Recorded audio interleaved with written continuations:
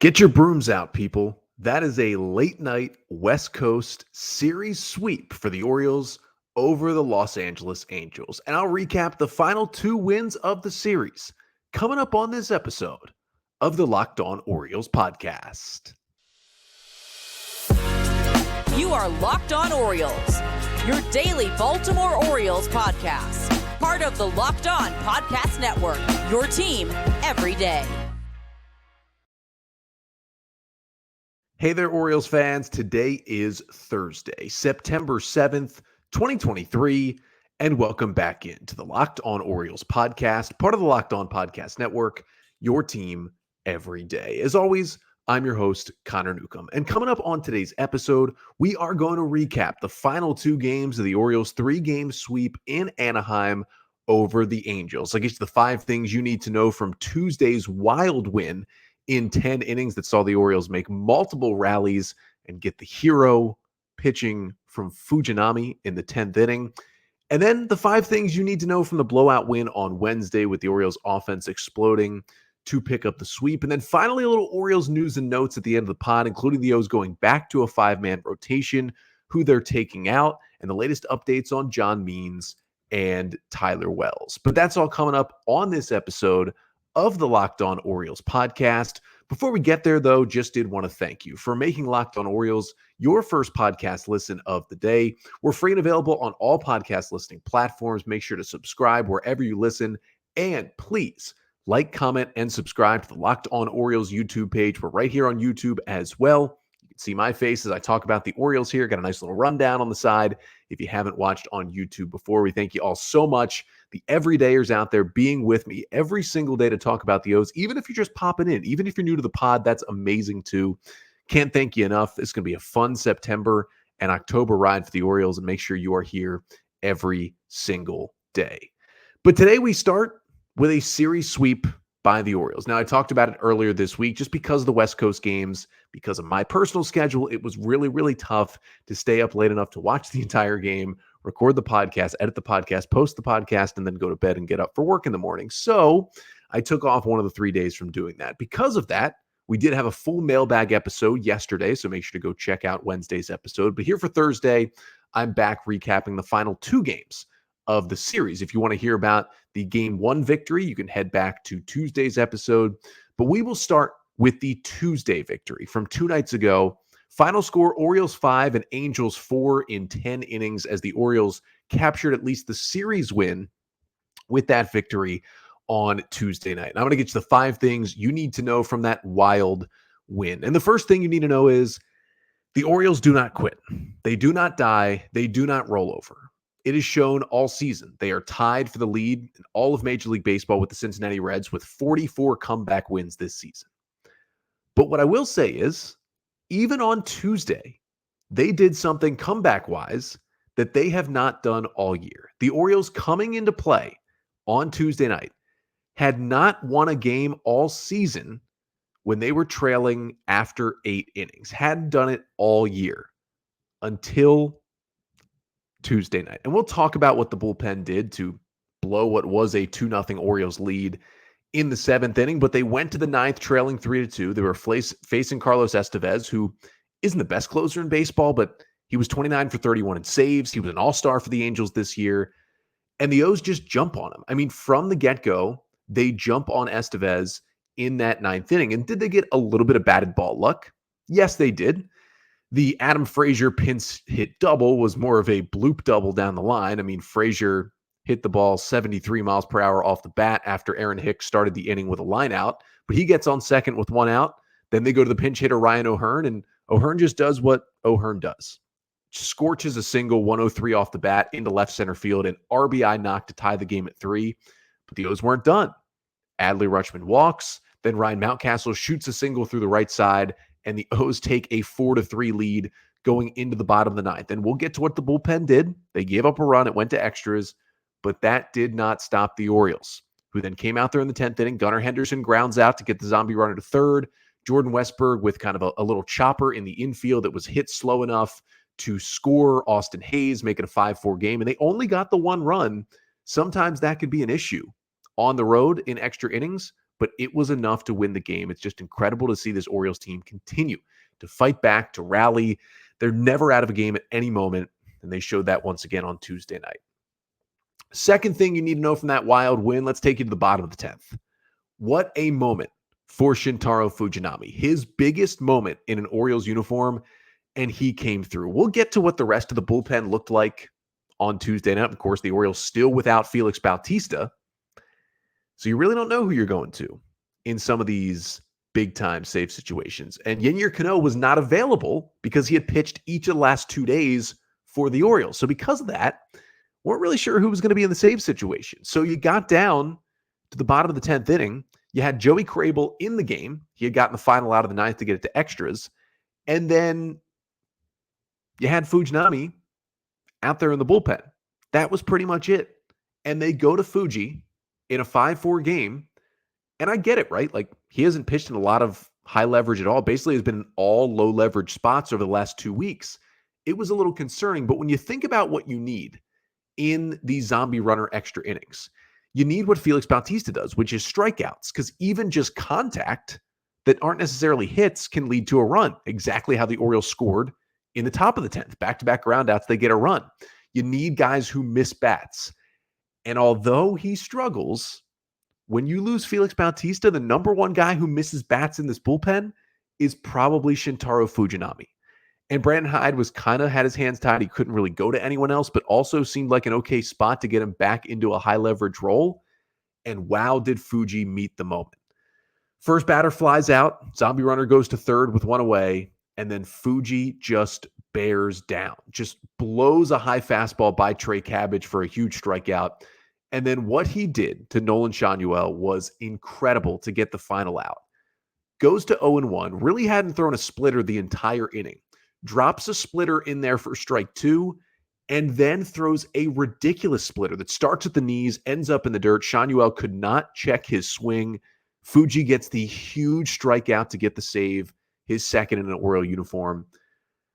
If they get that version of Fuji, this is a different bullpen down the stretch, even without Felix. That was just, man, what an incredible outing. The guts to throw those back-to-back splitters after you really hadn't thrown it all day. He was just going with the 100-mile-per-hour fastball. That was incredible to do to Shanuel, who was, playing college baseball, right, 3 months ago. He hasn't seen anything like Shintaro Fujinami, and it showed. But that was awesome to see him step up in that spot.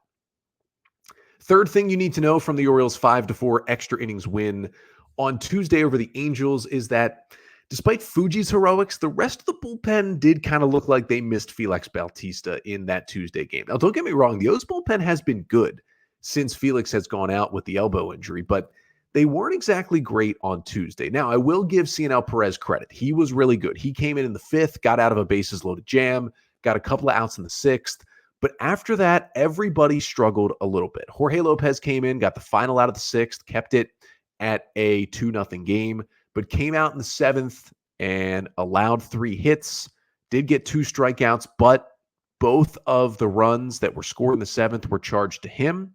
Then Danny Coulombe came in, and although he wasn't charged with an earned run, he allowed the RBI single to Mike Moustakas that tied the game at 2.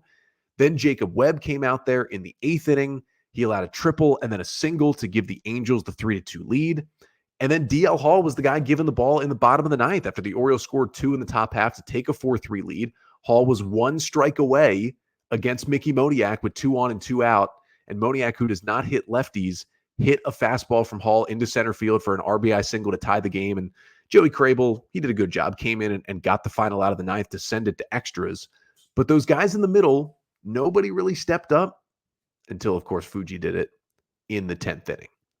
Fourth thing you need to know from the Orioles Tuesday win is that Adley Rutschman's looking pretty good in the leadoff spot. I'm getting a lot of questions recently about why is Adley hitting leadoff? He doesn't have any speed. This isn't 1992. Like, you put the guy with the best on-base percentage at the top of your lineup. That is the best way to construct an order, and that is what the Orioles are doing right now. Adley has a team high in on-base percentage. He's getting on base, and he showed it on Tuesday, drawing 3 walks out of that leadoff spot, added a single and an RBI in the game, 1 for 2 with an RBI, a single, a run scored, and 3 walks. That is an incredible day for a leadoff hitter, no matter if he's Adley Rutschman or Cedric Mullins, whether he's a catcher or speedster or whatever. That's a great day for a leadoff hitter. And Adley, since Brandon Hyde moved him to the leadoff role, his stats have actually been better. As the number 2 hitter this year, 272 average, 371 on base, 122 WRC plus. As the leadoff hitter, 295 average, 377 on base, and a 124 WRC plus. And although his walk rate has actually lowered a bit in the leadoff spots, gone from 14% to 11%, his strikeout rate has lowered a lot from 16% to 12%. He's basically walking just as much as he strikes out in the leadoff spot, plus he's hitting better. I just really like the way the Orioles lineup is constructed with Adley at the top. I get it. If you're someone who's like, why is a catcher with not crazy speed leading off? It's working. He's doing the right things in that spot. It's making the Orioles better at this point. And the fifth and final thing you need to know from the Orioles Game 2 victory over the Angels on Tuesday is that Dean Kremer actually kind of had his worst start in a while. Now, I know he didn't give up an earned run, but the final line of 4 2/3, no runs on 4 hits, 5 Ks, and 3 walks was not great. Only 3 hard hit balls was solid from Dean, but his command, some of the worst command I've seen him have in like a couple of months here. He's been really, really good lately for the Orioles. This is his worst start probably since late July. On July 30th, the Sunday Night Baseball blowout of the Yankees, when he only lasted 4 innings and allowed 3 runs on 7 hits in that start. This was his worst start since then. And I get it was scoreless, but he walked multiple batters in the 5th inning, left the bases loaded. Luckily, Cionel Perez came in and got out of that jam to keep the 0 in the earned run column for Dean Kremer, but it was a little bit concerning. Still escaped it. Hopefully he will bounce back in his next start. But either way, the Orioles got the win 5-4 in 10 innings on Tuesday night to clinch the series. So next up, they were going for the sweep on Wednesday. And let me tell you, Tuesday night was a barn burner, a stressful game, a wild baseball game that kept us all up until 1 a.m. Eastern time. Wednesday's game may have kept us up late, but a much easier victory to get the sweep Wednesday. I'll talk about how the O's did it coming up next.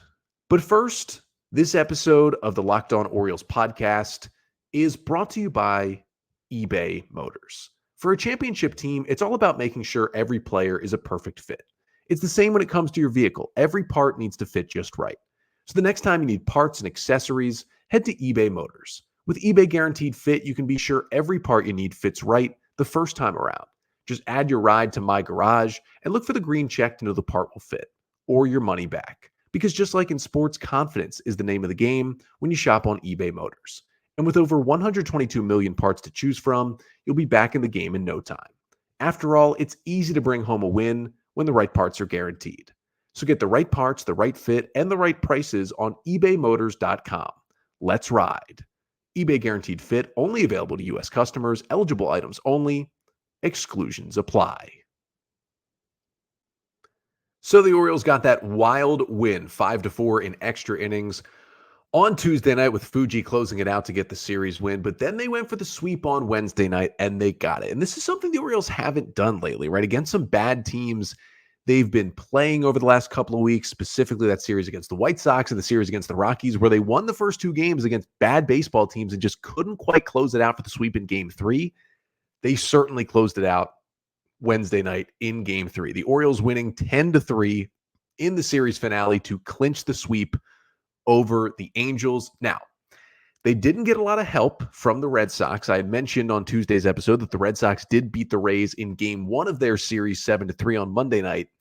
Didn't go as well since then. Rays and Red Sox played an equally wild game on Tuesday night, with the Rays winning it, unfortunately, 8-6 in the 11th inning on a 3-run walk-off home run from my guy, Brandon Lau. I was the Larry David meme, like, seeing Brandon Lau, my Terp, hit a 3-run walk-off homer that did hurt the Orioles.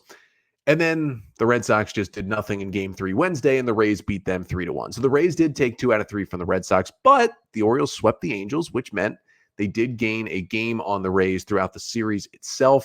So the Orioles will head into Thursday's off day with a 3.5-game lead over the Rays. The Rays do start a 4-game series with the Mariners on Thursdays. The Rays will be in action, so it'll either be a 3 or a 4-game lead heading into the weekend for the Orioles. But with the sweep that concluded with the 10-3 win on Wednesday, the Orioles get to 88-51 on the season. And I'm going to get you the 5 things you need to know from the Orioles' 10-3 victory over the Angels on Wednesday night. The first thing you need to know is Austin Hayes was feeling himself at the plate on Wednesday in this one. And Hayes has now been really, really good recently for the O's. Remember, he had the amazing first half where he made the All-Star team and then came in July out of the All-Star break just struggling mightily.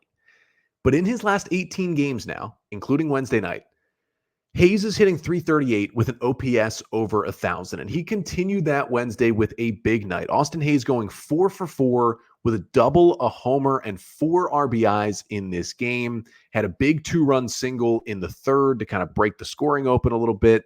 Also had a big double in the second. Had a solo homer in the 8th. It was the 10th run for the Orioles. Also had a big sac fly in the 6th inning. Ended up with 4 hard hit balls on the day with his 4 for 4 night. Hayes was just locked in this game. Nobody else was locked in more than Hayes. Double in the second, 105 off the bat. Single in the third, 2-run single, 104 off the bat. Single in the fifth, 101 off the bat. His sac fly in the 6th was 93 off the bat, but it was still a good AB. And then the home run in the 8th, the solo shot, 105 off the bat, 364 feet for Austin Hayes. First game with 3 or more hits for Hayes since August 3rd, when he also had a 4-hit game. He was 4 for 5 in Toronto that day. Hasn't been a lot of these big games in the second half, but his bat is starting to heat up once again for the Orioles. Second thing you need to know from the 10-3 win over the Angels on Wednesday is that Anthony Santander kind of wrapped up his 2-week heater that I had talked about in perfect fashion. All the way back. You got to go all the way back to 2 weeks ago. And that series against Toronto when Santander came back from that back injury that had kept him out for about 4 days, got back into the lineup on August 23rd, and immediately hit 2 home runs in the Orioles win. Then next game, he hit another homer, and the O's ended up taking those 2 games and winning the series against the Blue Jays. I said on Twitter at Locked On Orioles that Santander was about to go into a 2-week heater.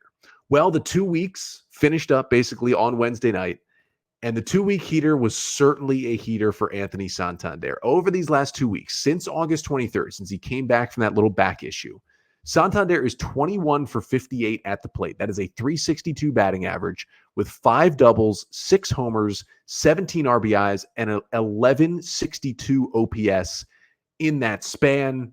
And he capped it off with a great night on Wednesday. Hit his team high 27th home run that kind of put the game away in the 8th inning, a 2-run shot that made it 9-3 at the time. Hit that one 101 off the bat, 391 feet. But it was also just a big day all around for Santander, who went 3 for 4 with the homer, 3 RBIs, a walk, 2 runs scored in this game as well. He just continues to be a huge middle of the order bat.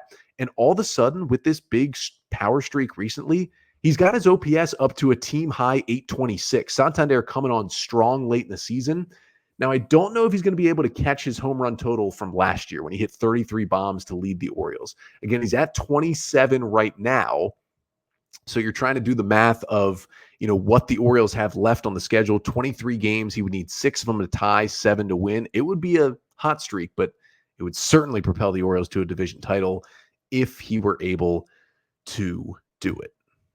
Third thing you need to know from this one is don't sleep on Ramon Urias and his day at the plate either. I mean, Hayes had a big day. Santander had a big day. I mean, even some other guys. Aaron Hicks had a big 2-run single. Jorge Mateo found himself on base twice, scoring 2 runs.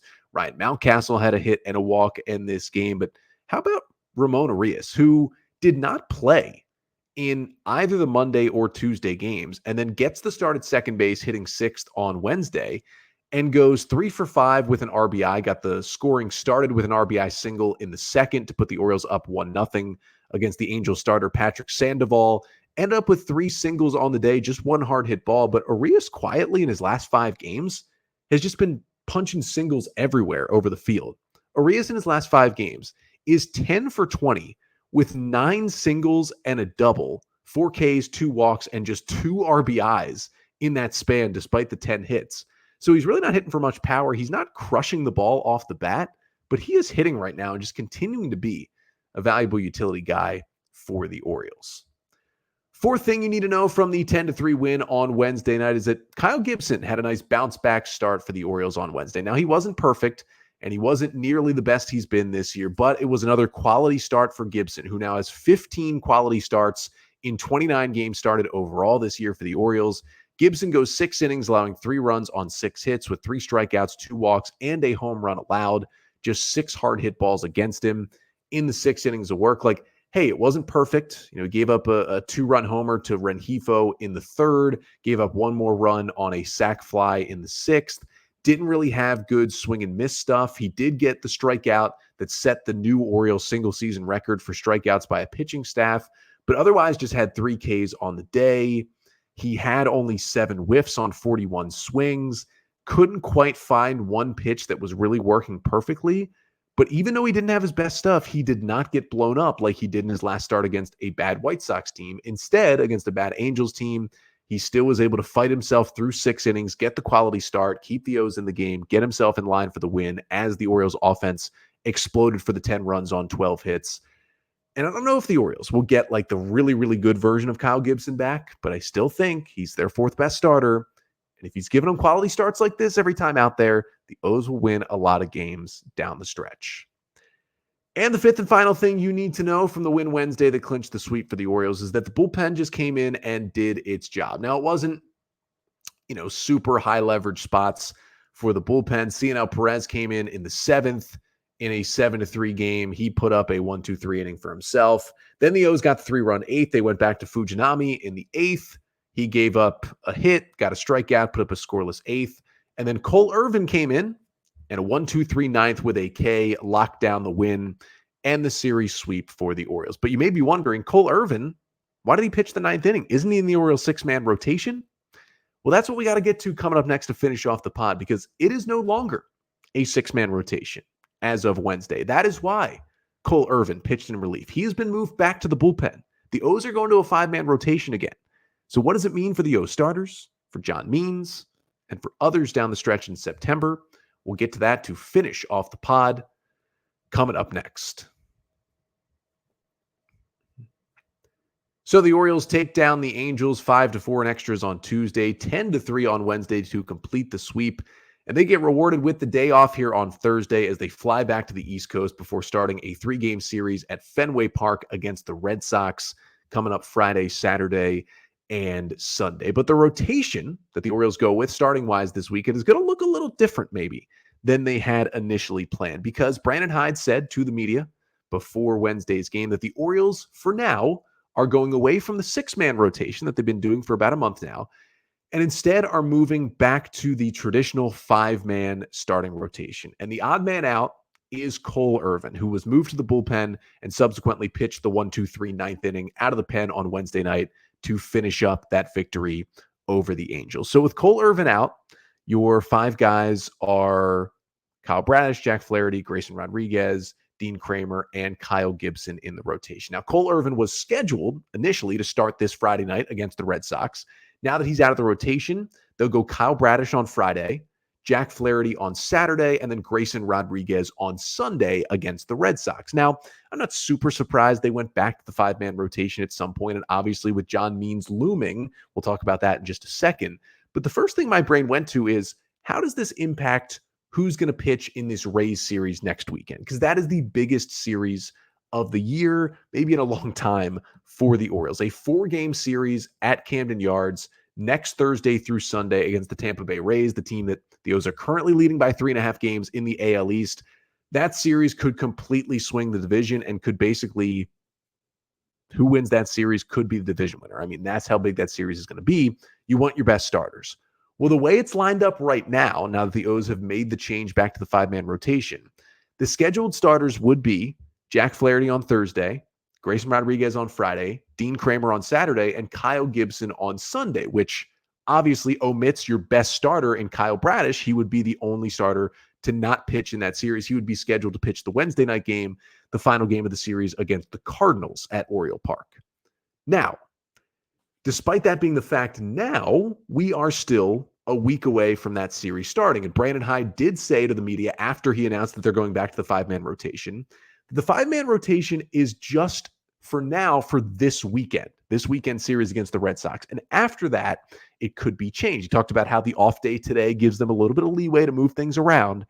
What that means to me is just because they're doing that this weekend doesn't quite mean that that'll be the same order going into the Rays series. You have to think the Orioles want to get Kyle Bradish a start in that 4-game series against the Rays. You cannot go into that series without your best starter, especially in a 4-game set. You would think they'd like to have Bradish, Kramer, and Rodriguez be 3 of the 4 starters in that series, being your 3 best guys. So what could they do? Well, that is where John Means comes in, because Means made his final AAA rehab start on Wednesday night in Norfolk. He went 5 innings, allowing 3 runs on 6 hits. He struck out 4 and walked 2.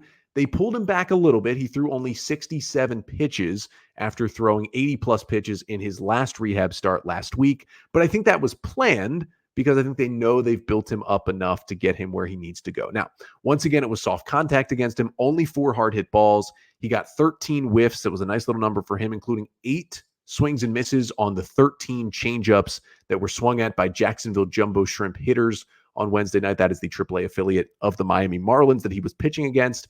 And the fastball velocity averaged 91.3 miles per hour, topped out at 93 on the night. So not all the way back to what we're usually seeing from John Means, but pretty close to it fastball velocity-wise. Changeup looked good as well for Means Wednesday. Now, John Means has to be activated back onto the 40-man roster off the 60-day injured list on Friday. That is when the 30 days of his rehab assignment are up. They are up this Friday. Now, even though he has to be put back on the 40-man on Friday, which will be easy, the Orioles currently have an open spot. They only have 39 players on their 40-man after DFAing Logan Gillespie and Austin Voth earlier this week.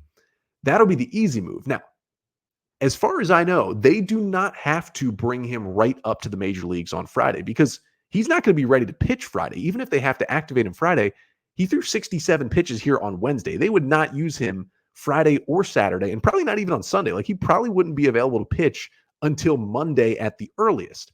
John Means, at least according to Fangraphs, does have minor league options left, which means the Orioles could activate him onto the 40-man on Friday and then immediately option him to AAA, which means he wouldn't take up a big league roster spot quite yet, and you could keep him in Norfolk for a few more days until you were ready to use him and he was ready to go for the Orioles. So what you could do is activate Means Friday, option him to AAA, and then just wait a little bit. And you could wait until Wednesday, call him up Wednesday, so that gives him, a week off between his last rehab start and ready to pitch in the big leagues. Call him up Wednesday. It's a nice, the Cardinals offense is good, but they're not a very good team, so it could be a somewhat soft landing spot for Means to face the Cardinals Wednesday. He could take Bradish's spot. You move Bradish back one day, and Kyle Bradish starts game 1 of that 4-game Rays series. Now, what you do with the rest of the series, you could do 2 things. You could just push everybody back. So then you would go with Bradish game 1 on Thursday, Flaherty Friday, Rodriguez Saturday, and Kramer Sunday. Or you could just skip Flaherty if you wanted to get what you think maybe are your best 4 starters in there, because Kyle Gibson's been really good against the Rays this year. And so you could skip Flaherty, kind of move him to Monday's start, and then you would go Bradish Thursday, Grayson Friday, Kramer Saturday, and Gibson Sunday. Either way, even though Bradish right now isn't lined up to start in that series, I have to think with using John Means, and even if it's just calling up Means to pitch 4 innings to start Wednesday, and then you have Cole Irvin there in the bullpen to back him up just in case whatever, if he needs balk relief, whatever it is, you have him there Wednesday. I have to think they're going to manipulate the rotation to have Kyle Bradish, their best starting pitcher, an outside Cy Young candidate in the American League, pitch in one of those 4 games against the Rays. I can't imagine Bradish sits on the sideline for all 4 of these most crucial games of the Orioles season. So that's what they could do. We shall see what they actually do with that rotation. Now, one more thing to get to before we head out here on today's episode is that Tyler Wells actually returned to the mound in Norfolk on Tuesday night. I had mentioned earlier this week on the pod how Wells hasn't pitched in a while. He hadn't pitched since August 25th in AAA after the Orioles had him in AA for a while. He was dealing with the fatigue, sent him down to AA, using him as a starter, then called him up to AAA a couple weeks ago and said, we're just going to use him as a reliever and try to get him back to the bigs as a relief pitcher this year. Well, he wasn't looking good as a reliever either, and they basically kind of shut him down, saying he had more arm fatigue. Well, he did return to the mound Tuesday night. Now, the box score line wasn't good. 2/3 of an inning, 2 runs, 1 hit, a strikeout, and 2 walks. That's not great. But when you look at the pitch velocities, they were good. He got 5 whiffs on 9 swings, and his fastball averaged 94.8, topped out at 95.7. That is much harder than he had been throwing all this year. Wells was like 92 to 93 as a starter this season with good effectiveness in the first half of the year. But that velocity was much closer to what you saw from Tyler Wells back in 2021 in his rookie year when he was an effective reliever all season. That season in 2021, he averaged 95.2 on the fastball. And if you zero into the end of the season when he was just focusing on one inning relief appearances, the fastball was averaging 96. The fact that he averaged 95 out of the bullpen Tuesday is a good enough sign to tell me that maybe I wrote him off a little too soon, and potentially, I'm not saying definitely because there's still a lot of hurdles for him, but potentially he could maybe help this Orioles bullpen. Now, is it going to be as a closer? Absolutely not. It would be as some sort of middle relief guy if they needed it, but maybe he is still in the cards here for the O's. Although the line looked bad, one good step was getting that velocity back as a relief pitcher that we saw when he ended the year as the Orioles closer in 2021. But that'll do it for today's episode. Thank you so much for tuning in again. The O's are off here today before heading to Boston over the weekend, which means no game to recap coming up on tomorrow's episode, but we got a fun episode coming up tomorrow. We're in September. It is the second to last off day of the season. The Orioles play basically 2 weeks straight of baseball without an off day after today. So in tomorrow's episode, just want to do a little season reset for the Orioles. Talk about how they got here. How did they get to first place in the AL East? What players, what moments stepped up to get them here? What obstacles have they overcome this season to still get to this point? And then we'll look ahead to the remaining schedule for the O's, the remaining 23 games. What do they have to do? What do the Rays have to do for the Orioles to win this division here in 2023? That's all coming up on tomorrow's episode. But until then, I'm Connor Newcomb, and this has been the Locked On Orioles podcast, part of the Locked On Podcast Network. Your team every day.